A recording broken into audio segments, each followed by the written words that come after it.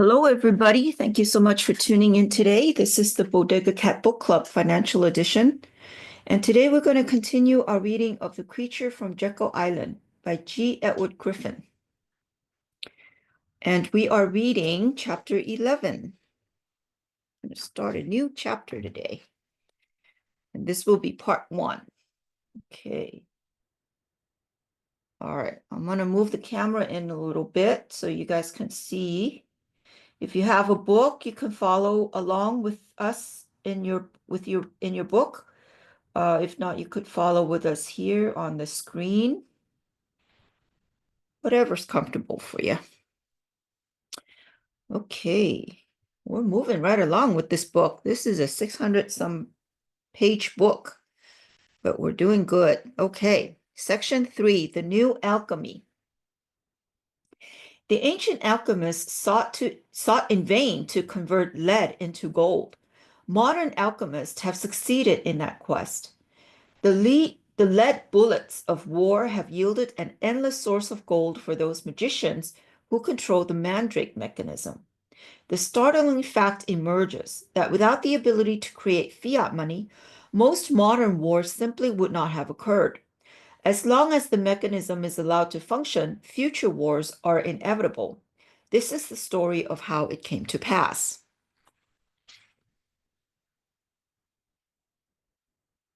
Chapter 11, The Rothschild Formula.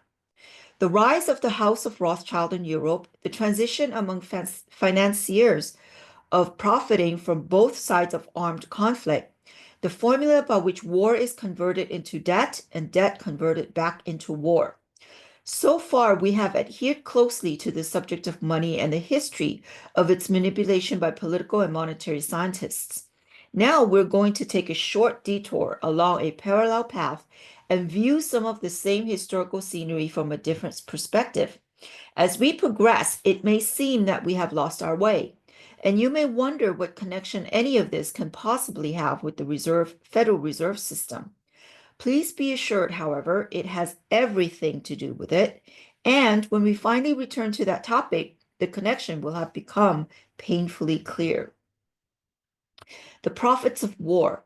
The focus of this chapter is on the profits of war, and more specifically, the tendency of those who reap those profits to manipulate governments into military conflicts, not for national or patriotic reasons, but for private gain.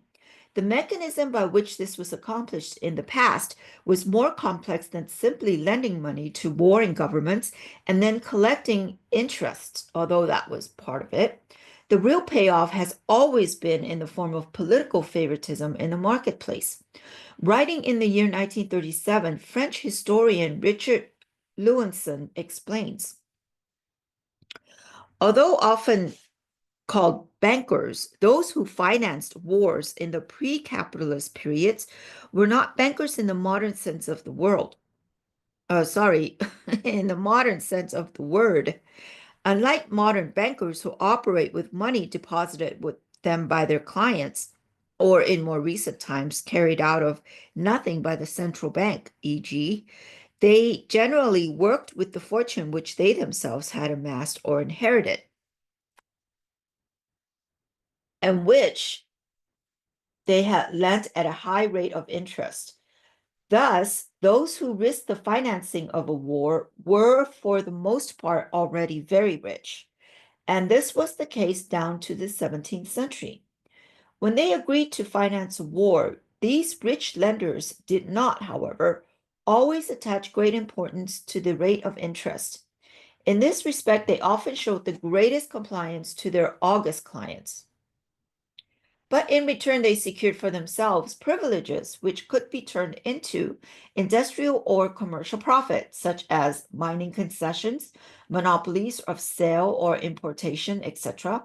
Sometimes even they were given the right to appropriate certain taxes as a guarantee of their loans. So, though the loan itself carried a very real risk and often did not bring in much interest, the indirect profits were very considerable and the lender's leniency well rewarded. Okay, and that quote was from Richard Lewinson, The Profits of War Through the Ages, New York E.P. Dutton, 1937, page 55 and 56. The Rothschild dynasty. No discussion of banking as a mechanism for financing wars would be complete without turning eventually to the name Rothschild.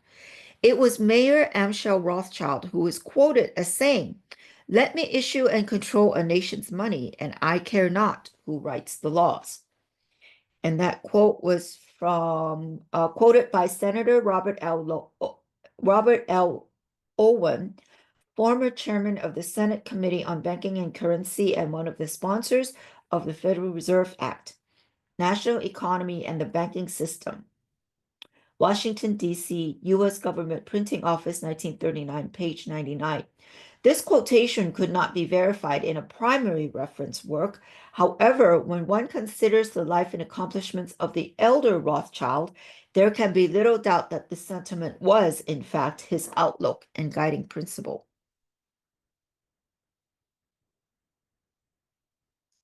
Biographer Frederick Morton concluded that the Rothschild dynasty had conquered the world more thoroughly, more cunningly, and much more lastingly than all the Caesars before or all the Hitlers after them. That's probably a true statement. Frederick Morton, The Rothschilds, A Family Portrait, New York, Athenaeum, 1962, page 14. The dynasty was began in Frankfurt, Germany, in the middle of the 18th century by Mayer Amschel Bauer, the son of a goldsmith.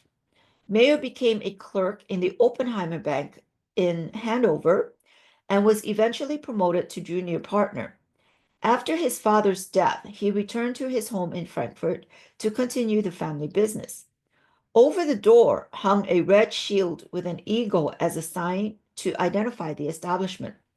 The German words for red shield are Rothschild, so he changed his name from Bauer to Rothschild and added 5 gold arrows held in the talons of the eagle to represent his 5 sons.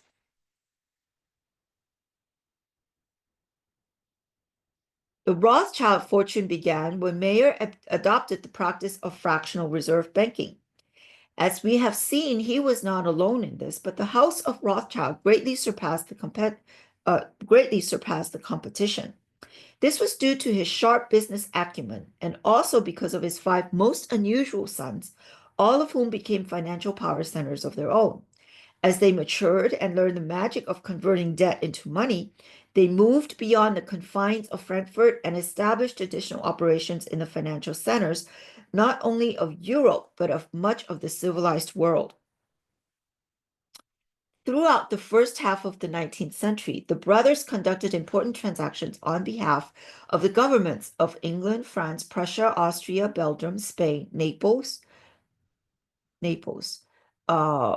Portugal, Brazil, various German states, and other smaller countries. They were the principal bankers of many of the crowned heads of Europe.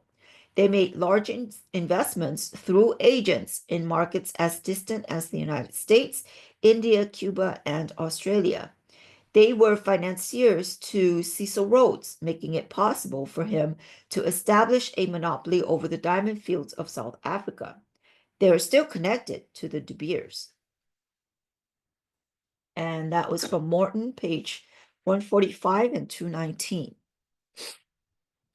Biographer Derek Wilson writes, "Those who lampoon or vilified the Rothschilds for their sinister influence had a considerable amount of justification for their anger and anxiety. The banking community had always constituted a fifth estate whose members were able, by their control of royal purse strings, to affect important events. But the House of Rothschild was immensely more powerful than any financial empire that had ever preceded it. It recommended vast wealth. It was international. It was independent. Royal governments were nervous of it because they could not control it. Popular movements hated it because it was not answerable to the people. Constitutionalists resented it because its influence was exercised behind the scenes, secretly."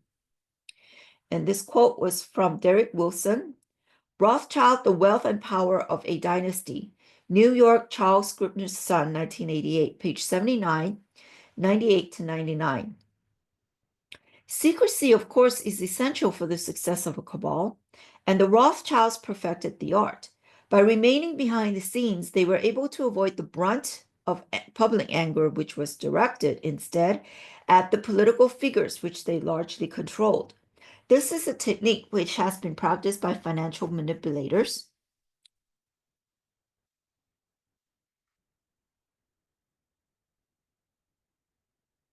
ever since, and it is fully utilized by those who operate the Federal Reserve System today. Wilson continues, clandestinity, well, that's a new word, clandestinity, clandestinity, clandestinity, clandestinity. Wow, I didn't even know a word like that existed. I know clandestine, that word's been used a lot. This one is interesting. Clandestinity, clandestinity, okay, was and remained a feature of Rothschild political activity. Seldom were they to be seen engaging in open public debate on important issues. Never did they seek government office. Even when in later years some of them entered parliament, they did not feature prominently in the assembly chambers of London, Paris, or Berlin. Yet, all the while, they were helping to shape the major events of the day by granting or withholding funds, by providing statesmen with an artificial diplomatic service, by influencing appointments to high office, and by an almost daily intercourse with the great decision makers. And that quote was from Derek Wilson, page 99. A fortune in smuggling. Continual war in Europe created excellent opportunities for profit from smuggling scarce consumer goods past military blockades. Since the Rothschilds often financed both sides in a conflict and were known to have great political influence, the mere sight of the red shield on a leather pouch, a carriage, or a ship's flag was sufficient to ensure that the messenger or his cargo could pass through checkpoints in either direction. The immunity allowed them to deal in a thriving black market for cotton goods, yarn, coffee, tobacco, sugar, and indigo. And they moved freely through the borders of Germany, Scandinavia, Holland, Spain, England, and France. And that was from Morton, page 40 and 41. This government protection was one of those indirect benefits that generated commercial profits far in excess of the interest received on the underlying government loans. It is generally true that one man's loss is another man's gain, and even the friendliest of biographers admit that for more than 2 centuries, the House of Rothschild profited handsomely from wars and economic collapses, the very occasion on which others sustained the greatest losses. Napoleon versus the bankers. If one picture is worth 1,000 words, then one example surely must be worth 12 explanations. There is no better example than the economic war waged by the financiers of 19th century Europe against Napoleon Bonaparte. It is an easily forgotten fact of history that Napoleon had restored law and order to a chaotic post-revolutionary France and had turned his attention not to war, but to establishing peace and improving economic conditions at home. Sounds like somebody we know currently that's trying to do that, eh? That's President Trump. He was particularly anxious to get his country and his people out of debt and out of control of bankers. R. McNair Wilson in Monarchy or Money Power says, it was ordained by him that money should not be exported from France on any pretext whatever, except with the consent of the government, and that in no circumstance should loans be employed to meet current expenditure, whether civil or military. One has only to consider, Napoleon remarked, what loans can lead to in order to realize their danger. Therefore, I would never have anything to do with them and have always striven against them. The object was to withhold from finance the power to embarrass the government as it had embarrassed the government of Louis XIV. When a government Bonaparte declared is dependent for money upon bankers, they and not the leaders of that government control the situation, since the hand that gives is above the hand that takes. Money, he declared, has no motherland. Financiers are without patriotism and without decency. Their sole object is to gain. And that quote was from R. McNair Wilson, Monarchy or Money Power, London Air and Spottiswoode Limited, 1933, page 68 and 72. One of Napoleon's first blows against the bankers was to establish an independent Bank of France with himself as president. And even this bank was not trusted, and the government funds were never placed into it. It was his refusal to borrow, however, that caused the most concern among the financiers. Excuse me. Actually, to them, this was a mixture of both good and bad news. The bad news was that they were denied the benefit of royalty payments on fractional money. The good news was that without resorting to debt, they were confident Napoleon could not militarily defend himself. Thus, he easily could be toppled and replaced by Louis XIV of the old monarchic dynasty, who was receptive to banker influence. Wilson continues, they had good they had good hope of compassing his downfall. None believed that he could finance war on a great scale now that the resource of paper money had been denied him by the destruction of the assignat. And the assignat, a footnote on that, was pure fiat money, which rapidly became totally worthless in commerce and which all but destroyed the French economy. Where would he obtain the indispensable gold and silver to feed and equip a great army? Pitt, the Prime Minister of England, counted already on a coalition of England, Austria, Prussia, Russia, Spain,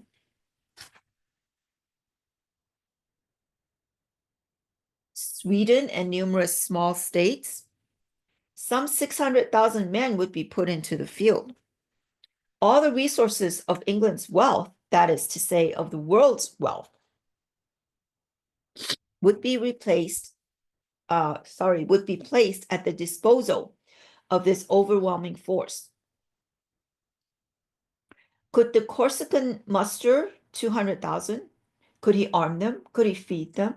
If the lead bullets did not destroy him, the gold bullets would soon make an end. He would be forced, like his neighbor, to come hat in hand for loans and like them to accept the banker's terms. He could not put his hands on 2 million euros or 2 million pounds, So empty was the treasury and so depleted the nation's stock of metallic money. London waited with interest to see how the puzzle would be solved. And that quote was from R. McNair Wilson, page 71 and 72.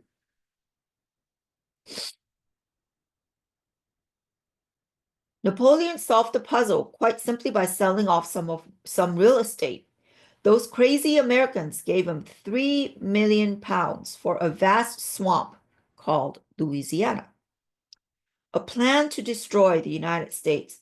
Napoleon did not want war, but he knew that Europe's financial rulers would not settle for peace, unless, of course, they were forced into it by the defeat of their puppet regimes, or unless somehow it would be to their monetary advantage. It was in pursuit of the latter tactic that he threatened to take direct possession of Holland, which then was ruled by his brother, King Louis. Napoleon, what? Oh, King Louis was Napoleon's brother? Okay, I missed that. Was that Louis the 14th? Louis the 14th was Napoleon's brother? Okay, I'm confused. Sorry, I don't know my European history, so that kind of threw me off left field a little bit there. Okay. Napoleon knew that the Dutch were heavily in debt to the English bankers. If Holland were to be annexed by France, this debt would never be repaid. So Napoleon made a proposal to England's bankers that if they would convince the English government to accept peace with France, he would agree to leave Holland alone. The negotiations were handled by the banker Pierre César Leboucher. Leboucher? Leboucher. Probably butchered that word, sorry. My little pretend French accent there. Who was sent by the Dutch and the English banker. St. Francis Baring, who was Leboucher's father-in-law. Although this was an attractive proposal to the bankers, at least on a short-term basis, it was still against their nature to forego the immense profits of war and mercantilism. They revised the proposal, therefore, to include a plan whereby both England and France would combine forces to destroy the newly independent United States and bring at least half of it, the industrial half, back under the domination of England. The incredible plan conceived by the French banker, oh boy, Overard,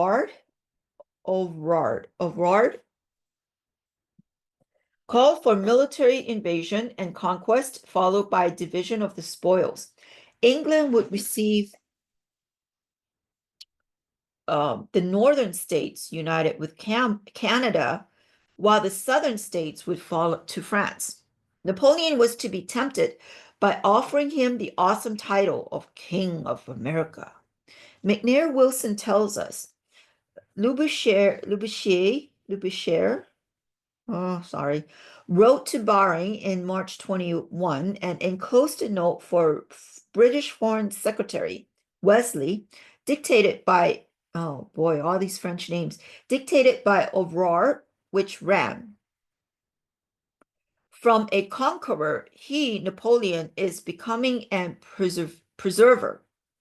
The first result of his marriage with Marie-Louise will be that he will make an offer of peace to England. It is to this nation, i.e., England's interest to make peace, for it has the command of the sea. For it has the command of the sea. On the contrary, it is really in the interest of France to continue war, which allows her to expand indefinitely and make a fresh fleet, which cannot be done once peace is established. Why does not the English cabinet make a proposal to France to destroy the United States of America, and by making them again dependent on England, persuade Napoleon to lend his aid to destroy the life work of Louis XIV? It is to her, England's interest, to conclude peace and to flatter Napoleon's vanity by recognizing his work and his imperial title.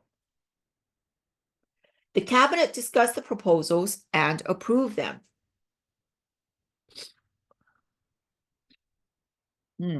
Sorry, my allergies acting up a little bit here. Wesley at once hurried to Baring's house to give him the good news. The Dutch would be able to pay and would be compelled to pay in gold.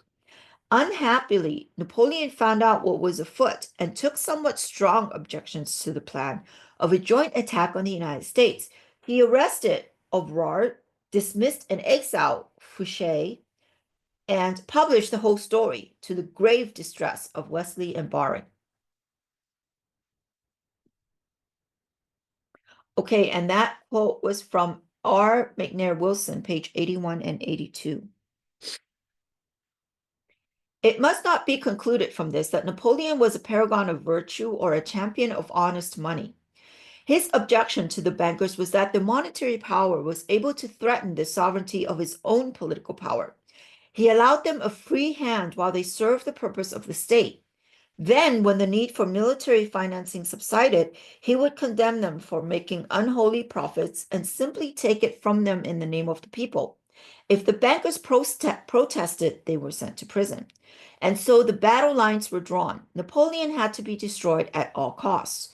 To make this possible, the Bank of England created vast new amounts of fiat money to lend to the government so it could finance an overpowering army. A steady stream of gold flowed out of the country to finance the armies of Russia, Prussia, and Austria. The economy staggered once again. under the load, under the load of war debt, and the little people paid the bill with hardly a grumble because they hadn't the slightest knowledge it was being charged to their account. It's always the little people that gets hurt, isn't it? Shame on them. Shame on these leaders. Wilson concludes the story. The bankers won. Louis XIII was restored by British arms and British diplomacy to the throne of his ancestors. Loans were placed at his disposal, though Napoleon had left to France, which enjoyed a credit balance. A year later, the man whom every king and every banker in Europe called usurper won back his throne with 800 men and without the firing of a single shot. On this occasion, he had no option but to raise a loan for the defense of France. The City of London banking district accommodated him with £5 million. With this sum, he equipped the army which Wellington defeated at Waterloo. And that quote was from R. McNair Wilson, page 83.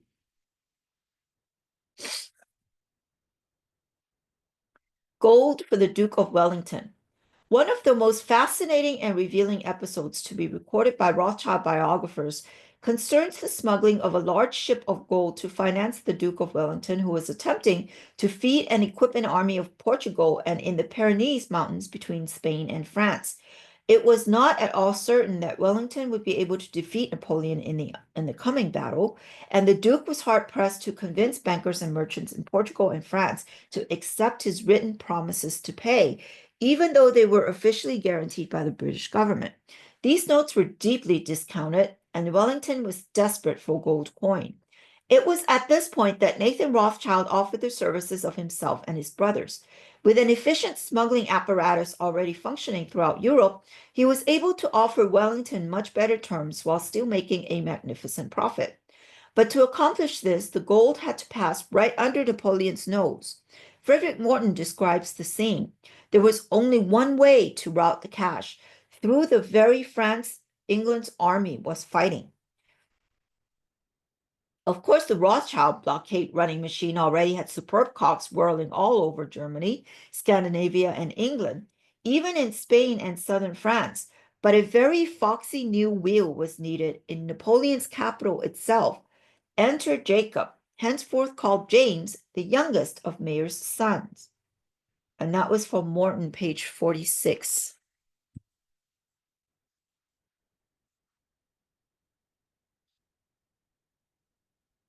James was only 19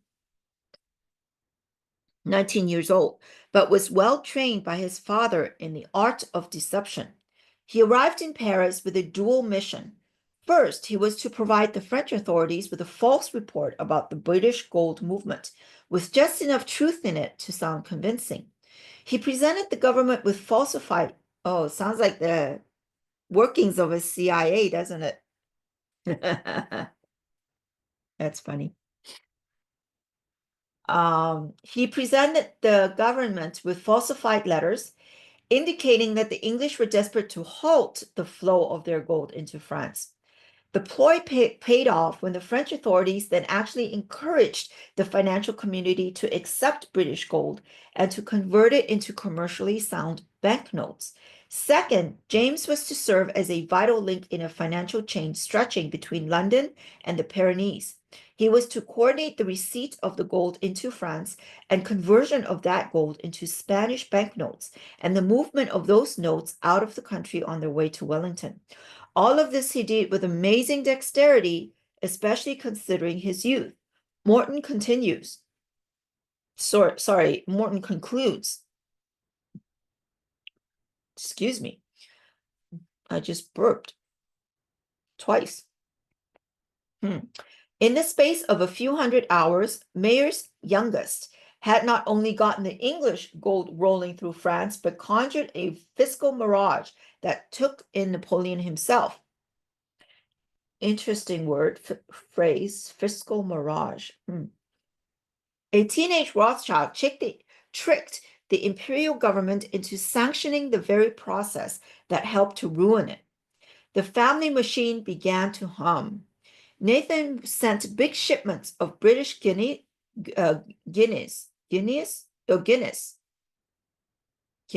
I think, Portuguese gold ounces, French Napoleon's d'or, often freshly minted in London, across the Channel.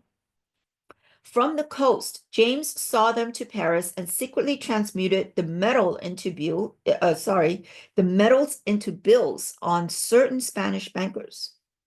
South of the capital, Calmon, another of Mayer's sons, materialized. Took over the bills, blurred into thousand shadow canyons along the Pyrenees, and reappeared with Wellington's receipts in hand. Salomon, another son, was everywhere, troubleshooting, making sure the transit points were diffuse and obscure enough not to disturb either the French delusion or the British guinea rate. Amschel stayed in Frankfurt and helped Father Mayer to staff headquarters. Wow. That's a family business right there. The French did catch a few whiffs of the truth. Sometimes the suspicious could be prosperously purged of their suspicion. The police chief of Calais, for example, suddenly was able to live in such distracting luxury that he found it difficult to patrol the shoreline thoroughly.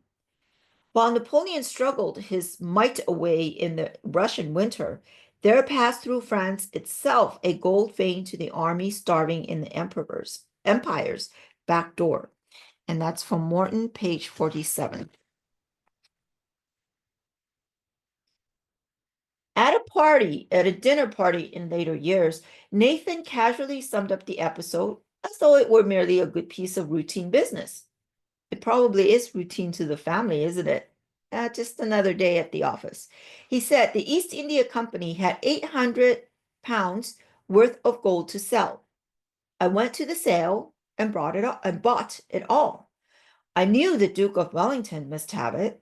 The government sent for me and said they must have the gold. I sold the gold to them, but they didn't know how to get it to the Duke in Portugal. I took all that and sent it through France. It was the best business I have ever done. Well, we'll stop right there. Very interesting history. I hope you enjoyed that, and we will continue next time with our reading of The Creature from Jekyll Island. In the meantime, I hope you guys all have a great day and a great week. Okay, bye-bye now.